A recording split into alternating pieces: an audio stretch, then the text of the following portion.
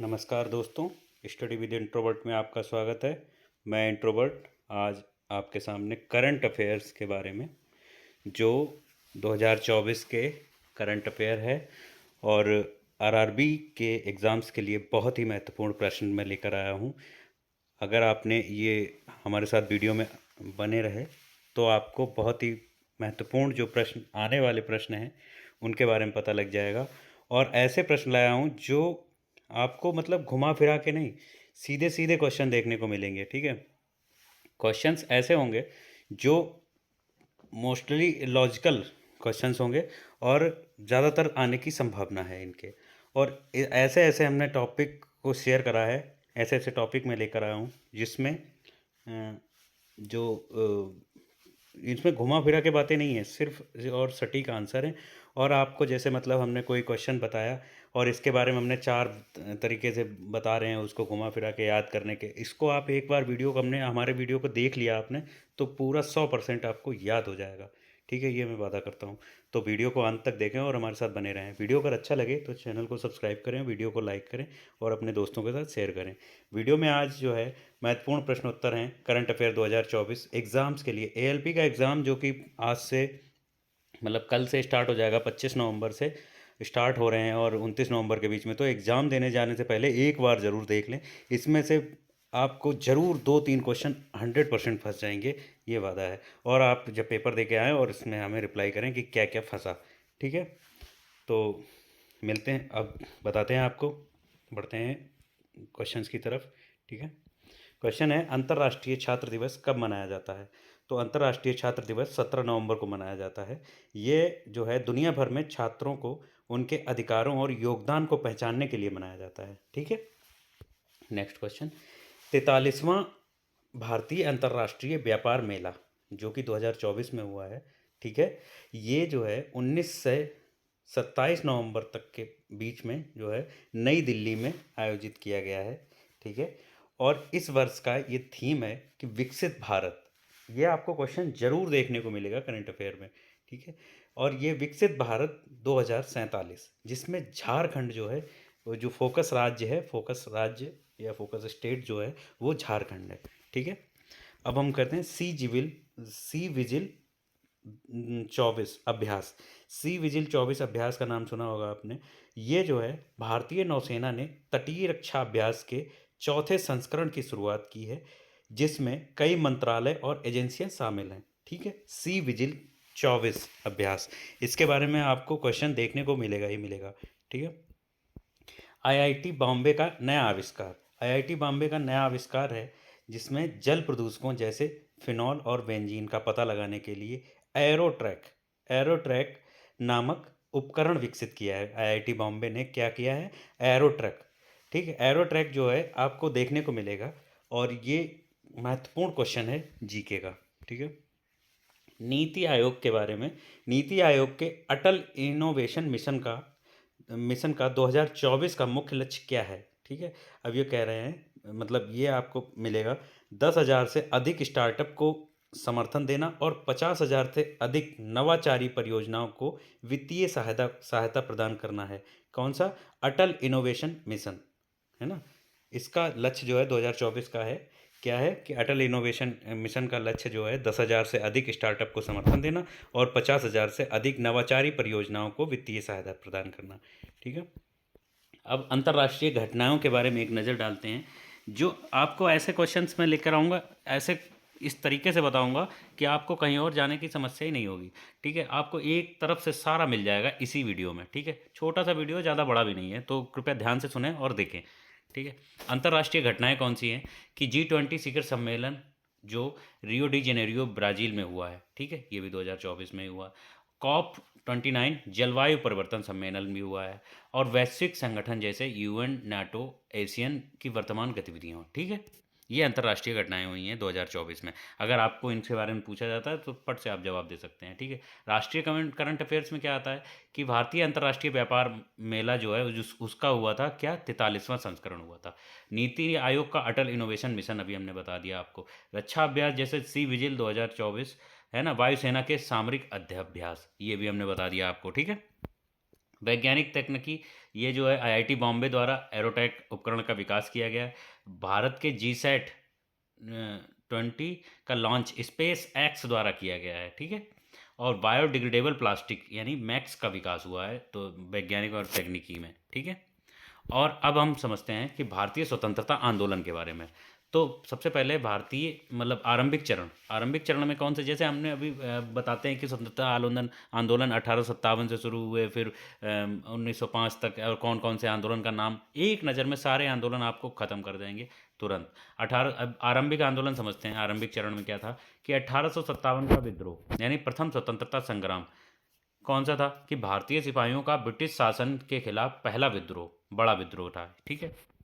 यह आंदोलन असंगठित था और अंततः विफल हुआ, ठीक है। जब यह विफल हुआ तभी तो नया आंदोलन आया, ठीक है।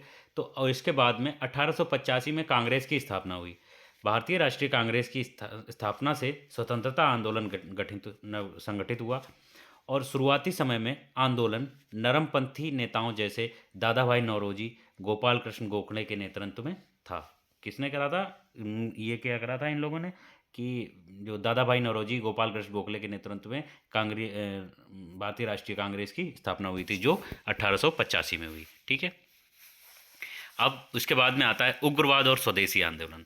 1905 से 1920 के सफ़र है ये, ठीक है। उग्रवाद और स्वदेशी में क्या हुआ था कि बंगाल विभाजन हुआ उग्रवाद में। 1905 में बंगाल विभाजन के बाद स्वदेशी और बहिष्कार आंदोलन ने ब्रिटिश आर्थिक शोषण के खिलाफ मोर्चा लिया।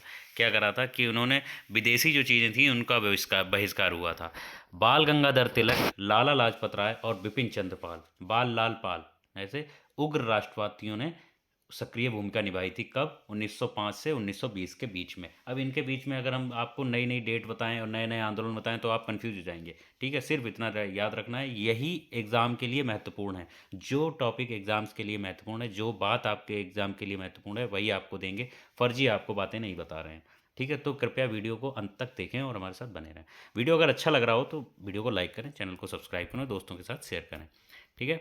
अब हम क्या करते हैं, महात्मा गांधी का आगमन हुआ 1920, मतलब वैसे तो 1915 में आ गए थे, लेकिन 1915 1920 1919 से उन्होंने समझ लो क्या करा था कि वो करने चालू कर दिए थे आंदोलन।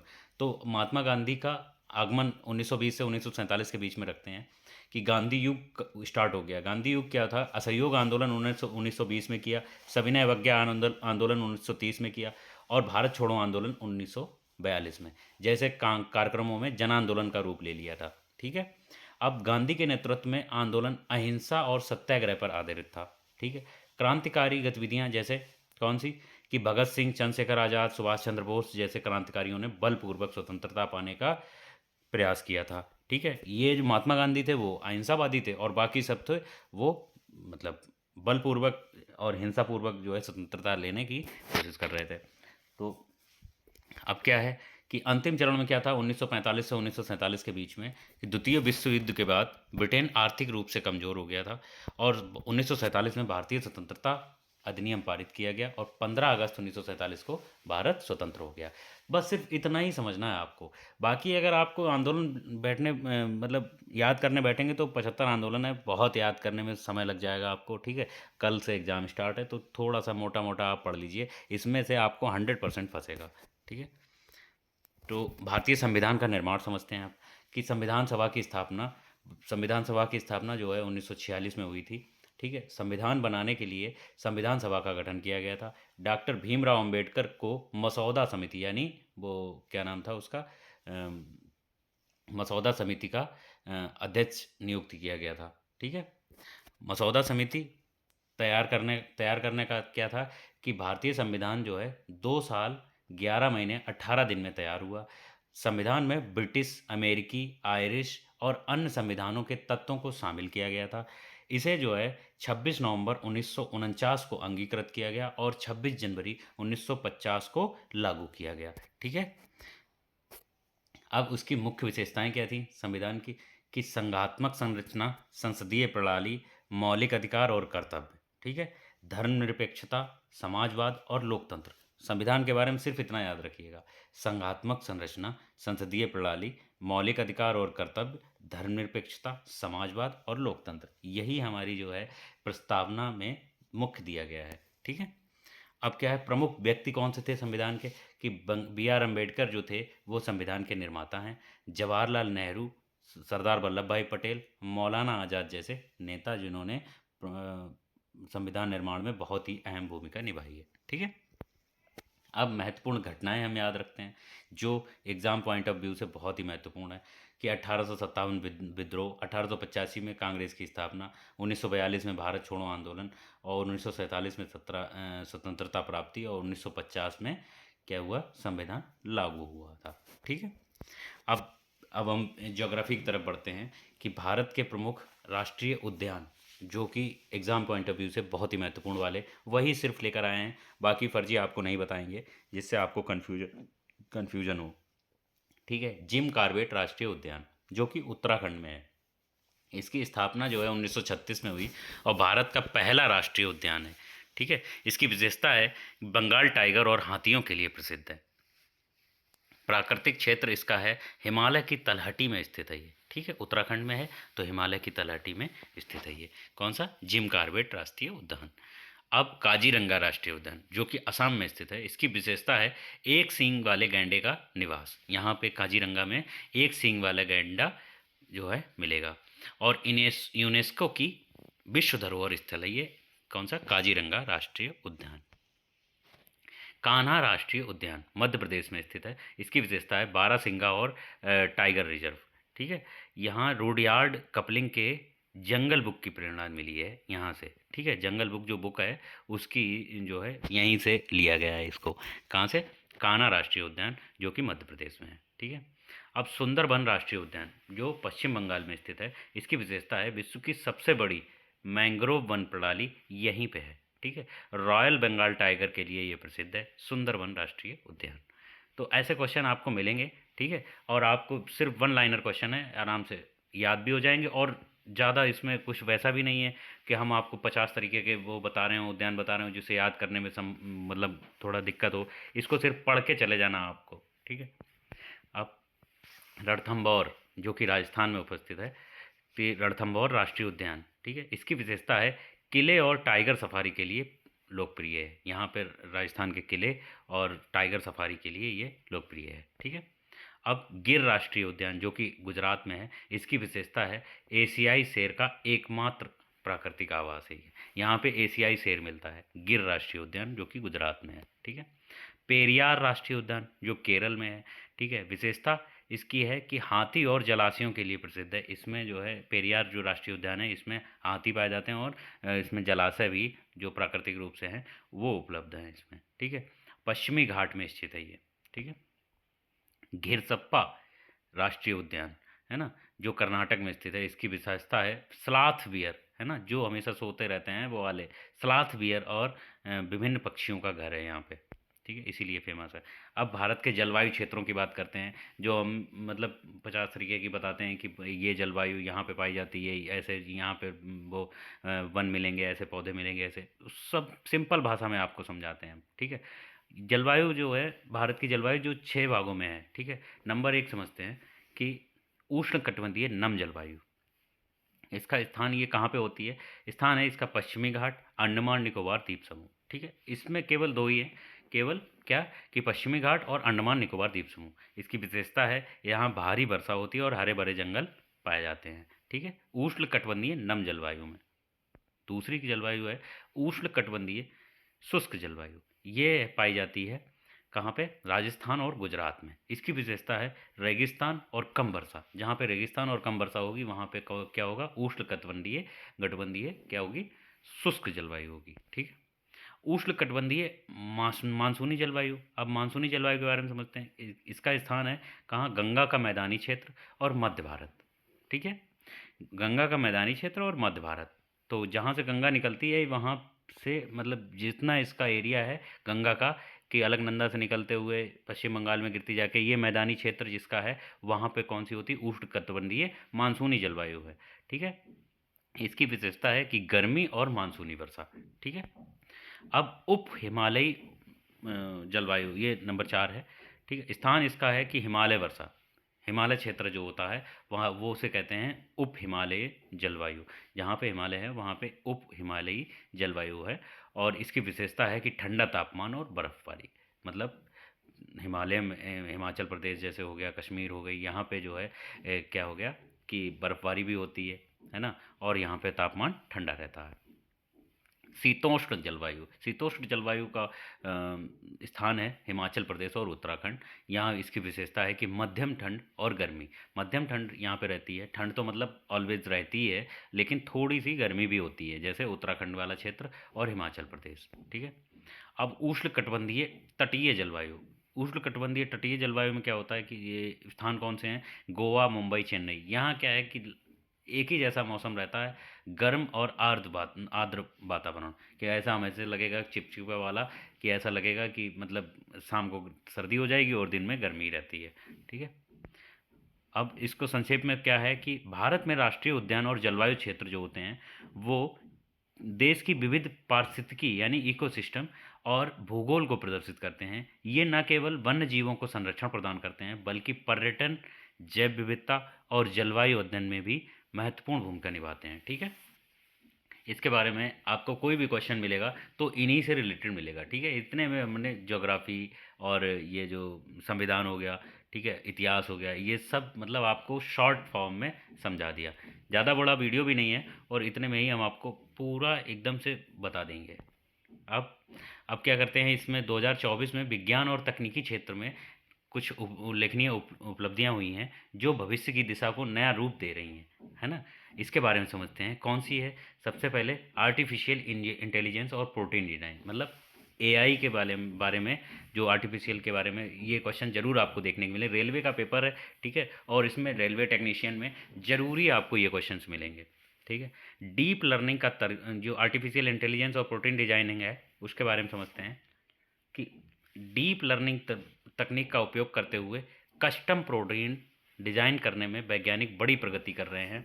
इसका उपयोग स्थिर एंजाइम उत्पादन और दवाओं के वितरण में किया जा रहा है। किसका? प्रोटीन डिजाइन का। आर्टिफिशियल इंटेलिजेंस का मतलब है डीप लर्निंग तकनीक का उपयोग है, इससे कर रहे हैं। ठीक है।